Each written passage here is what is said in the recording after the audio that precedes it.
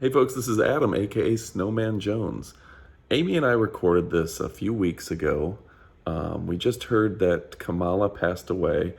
We're saddened by that, and we wish the best to his family. Kamala was a amazing wrestler, super fun.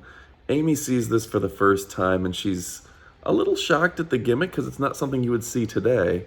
But she wanted to say that she feels bad that he passed away. So go ahead. Check out our commentary, the first time that she ever saw Kamala, and me getting to watch a Kamala match just recently.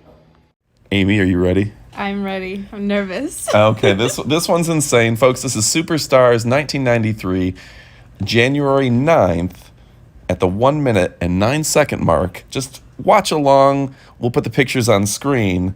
I'm going to press play right now. Amy gets to see Kamala for the first time. She's a brand new wrestling fan. We're going to have fans' reaction. The Ugandan giant, Kamala. You can't do this. You're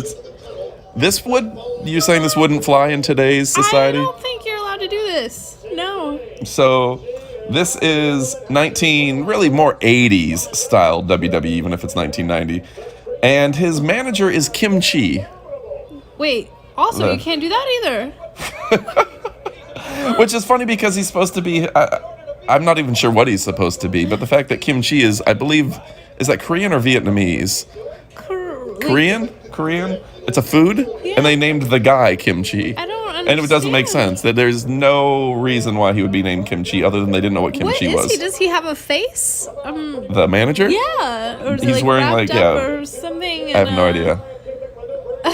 And then Kamala is wearing a loincloth, it would appear. He's probably a 380-pound, 6'7" things under that? Okay, yeah, maybe there's a little stuff singlet under, yeah, something. Oh, wow. Some underwears.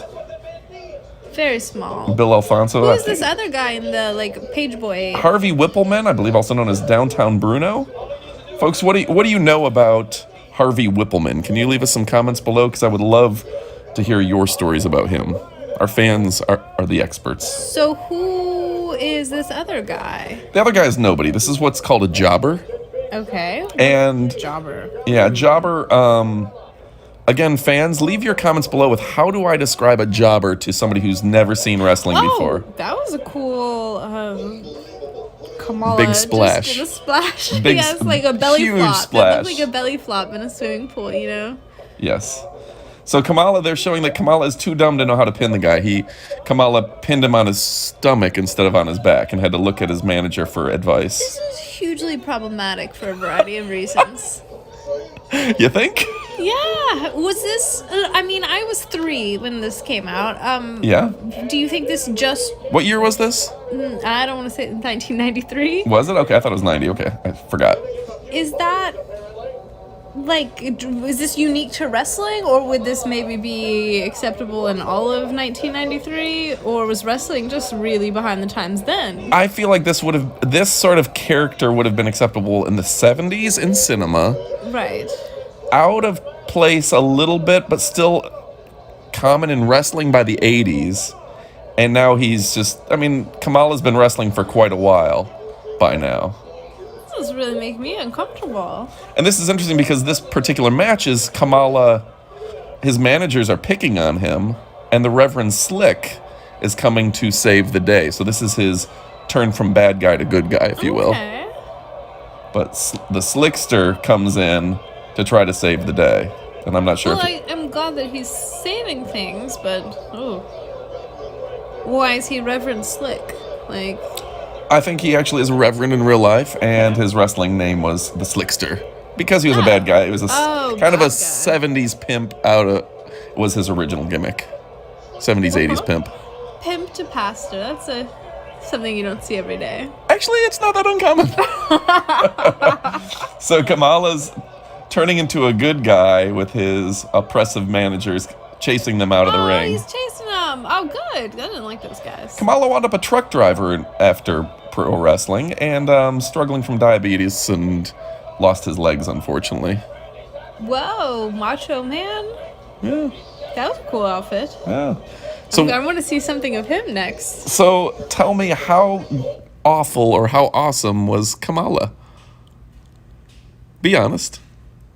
I don't know what to say about that. You don't want to feel ruffle any feathers in the wrestling yeah, community? yeah, because it just seems... It doesn't age well, I think is what... Yeah, exactly. The term I always hear, and Right. Conrad Thompson's the first person I've heard say this, is that doesn't age well. Yeah.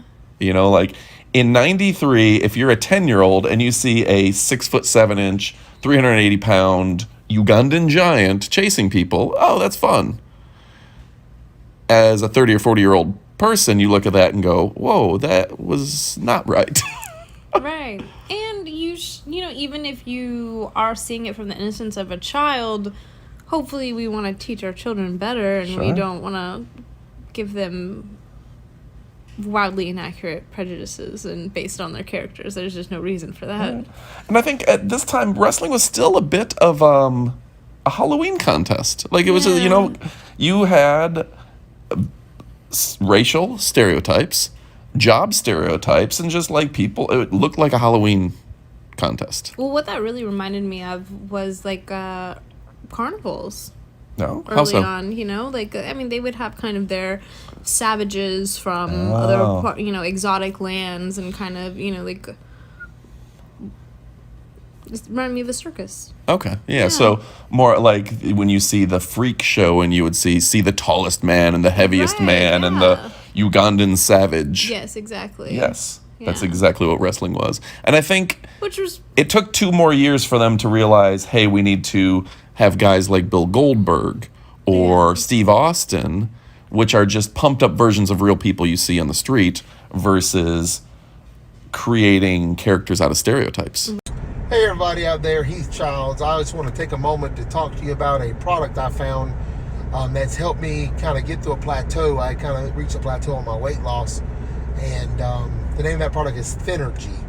The product can be found at Amazon.com, and I believe it's $30 for the bottle of 60 caplets. I started losing weight in January. I decided that it was something I needed to do to change my life, that I had got to a point where I didn't feel comfortable anymore, and it was hard to move, and I've lost about 50 pounds since January.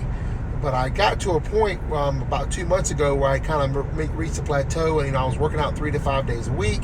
I was eating correctly. I was eating the proper things, but I kind of reached a plateau. I needed something to push me to the next level, and I found this product, Thinnergy. It kind of gave me that extra little boost of energy that I needed, and it helped me curb my appetite a little bit more. So that was able to get me through my plateau.